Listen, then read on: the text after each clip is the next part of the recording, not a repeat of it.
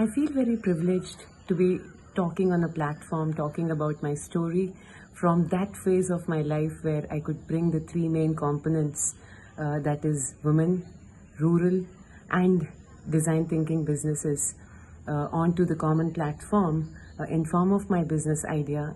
And I'm in a position where I'm able to listen to my heart, and that is the greatest privilege I feel as a woman today in India that I hold for myself.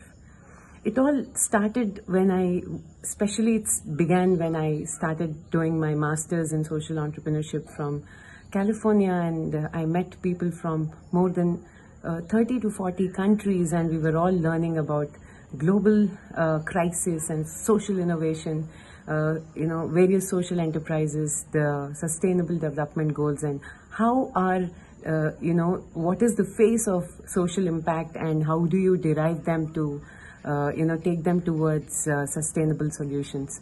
So my journey began when I did my master's, because until then I was not very confident about myself, about the journey I had chosen, my education, my past education, and my experience as a person in this world. I did not feel very confident, and it is after my master's, after meeting so many diverse people, I should be coming back to my country, and I began my journey here. I started working for a social startup called Chazuba, and it gave me an immense experience working with so many different NGOs across the world, and I understood a lot about what is online volunteering and how is the digital platforms are going to be used for resolving social impact, or used as a driver to resolve the problems which are there in the social impact space, which needs all of us to act. And after 1 year of heading the partnerships vertical, I quit my job because I wanted to find my purpose even deeper. I wanted to go deeper into each problem, and I thought it's my time to set out my own path and start finding myself and my purpose. And that's how I began Impact Scientist. I quit my job and I was at home and, in front of the laptop, figuring out what to write, what is my area of choice, and whether I should go into non-profit space or whether I should work in CSR, or should I actually, go back to volunteering for a few more months, but how is that going to financially sustain me? So these kind of, so I started having the fear. I started feeling very insecure. I felt like I am financially not stable anymore. I don't know the world, because environment is not limited to just our country or just our district or the town we live in. So environment is a problem that we as a world, we globally, all the countries need to come together and resolve this problem. So I could see the importance of the framework of the 17 sustainable goals, and so I started writing about the goals. And then I understood that I need to funnel down my interest, funnel down my work, or channelize my work into a narrower spectrum so that I can dive deep and really create the impact. So I chose goal number 5, that is gender equality, to resolve this, to start my journey and to move forward in my journey. And that's how I further started writing about what can gender equality do to the country. I read about a McKinsey report that India can unlock 25% of its economy by giving equal access to women and to resources, and if the women can participate in various activities and have access to the right educational, health and sanitation and the other policies that financially support women on different levels. So men and women should have equal resources and participation. And I was really, that was my key takeaway. At every step where I was confused, at every point where I felt the unrest, I felt scared, I just went more deeper and I found the answers as I moved forward. I knew that I can't give up. I knew that there is something that I need to arrive to. There is something more to this. It's not about just bringing solutions to the world, but I think we have to redefine and re-understand the whole dynamic of how problems are defined. We need to look at the problems with different eyes. So that is how different keywords, the different important aspects of Impact Scientist fell into place. I wanted to move from one place to another, discover what is already not there, empower women and bring out their stories, especially from rural India, because India is a skill-based country. So education, basic education is important for everyone, but more important than education is the combination of skill along with the education. How many hours can you work?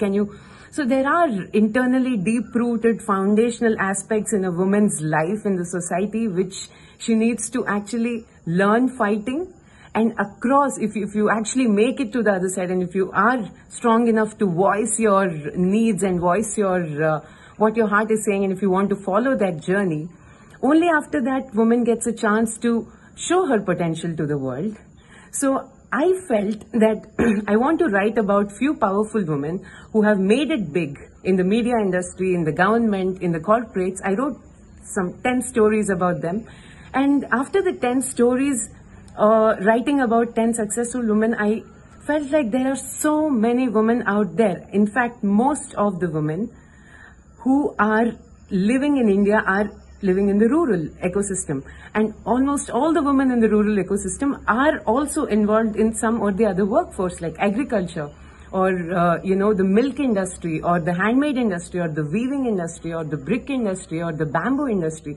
So I relocated myself from Hyderabad. That's where I was living, in Hyderabad, and I relocated from Hyderabad to a village called Rajahmundry, and I went and worked with indigenous sweets supply chains and brick supply chain, the bamboo artisans supply chain, the weaving supply chain, and mango jelly, cashew supply trees. I visited, I spoke to the women, I spent a day there. I kind of got an idea of where all women are involved in the supply chain and what are the problems they're facing, and what could be the possible policy interventions, and what is being executed well and not well, and where all we as various stakeholders, NGOs, corporates, and the government and individuals can play a role in bringing intervention to these people.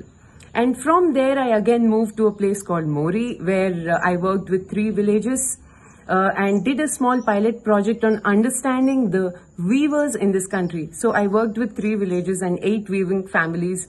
So how are they getting the yarn? What is the cotton material, and what are the problems?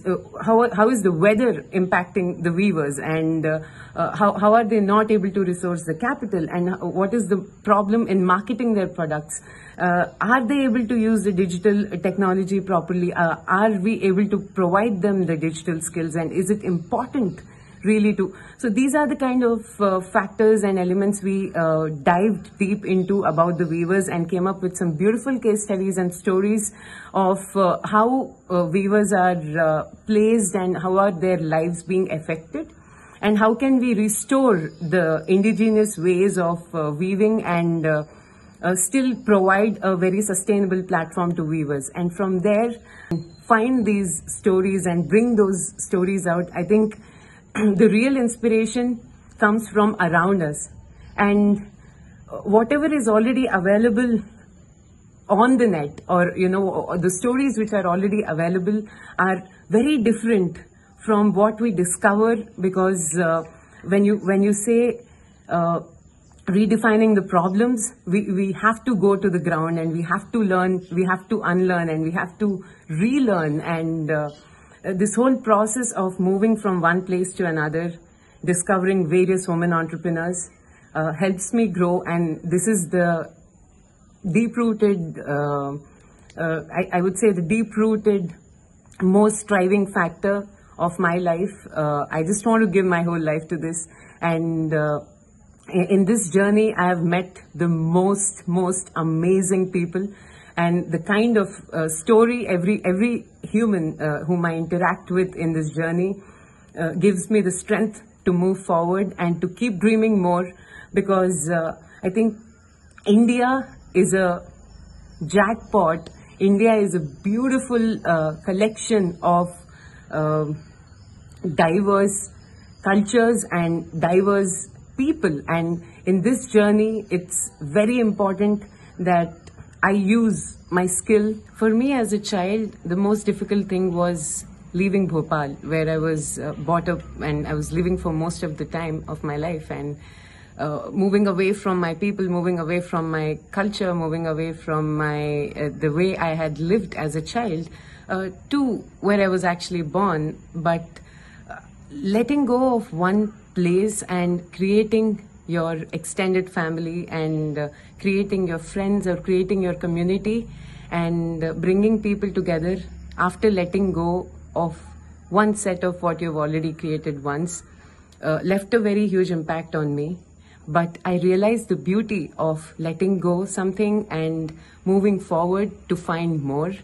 So I have a deep attachment of this realization which has remained inside me. So and as a kid, I would always tell everyone that I want to be a journalist, and then I used to tell people that I want to be a social journalist, although I did not exactly mean what it means. I kind of put the keywords I like together. But ultimately, as impact scientist from Bhopal, I moved to Andhra Pradesh, and then I went back to Hyderabad, from where again for my bachelor's, I lived in a very small town where my grandparents used to live, and I did my bachelor's in B.Pharm. So all those experiences, although I'm not using my education stream of bachelor's in my in pharmacy into my current life, but those experiences and meeting so many people, and every part of your life, every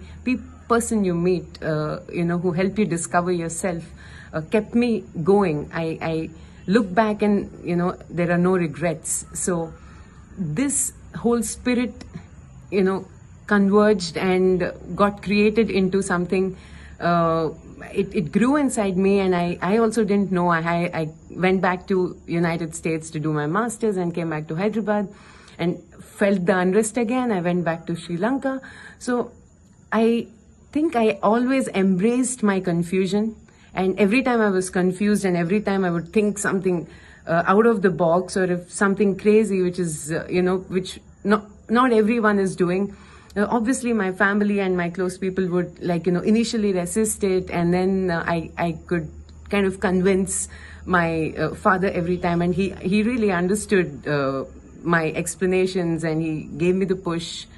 And after Sri Lanka, I came back to India again, and I started working. And then from the city, I went to a village, and now I'm in Auroville, which is there is a lot of diversity, and there are so many things you can learn and dream and innovate from here. So in this journey, every time I got scared, I got the push. I got new set of ideas. I got new power. I felt everything which resisted, everything which scared me is what helped me grow in my life. So I hope that you embrace your fears, face your fears, and deal with your fears to see the other side. Because every time fear comes to you, fear always converts into something that creates you into a stronger person for a bigger cause and a deeper purpose in life. My story is just about discovering the stories of power, discovering the stories of survival, discovering the stories which fought through, and discovering those stories to bring them into the mainstream market, to scale up those enterprises and, amplify the effect of the sustainability they bring into the world. Every woman I meet gets engraved into me. Her story becomes a part of my life. Everybody's learnings are my wisdom now, and everybody's experiences are my story now. I'm Impact Scientist. My dream is to be a catalyst in bringing India to that day where we could all proudly scream and be able to share the fact that every woman in India is free, every woman in India is able to make a choice, and every village enterprise, takes the mainstream market linkages and try to convert their businesses into, scalable enterprises.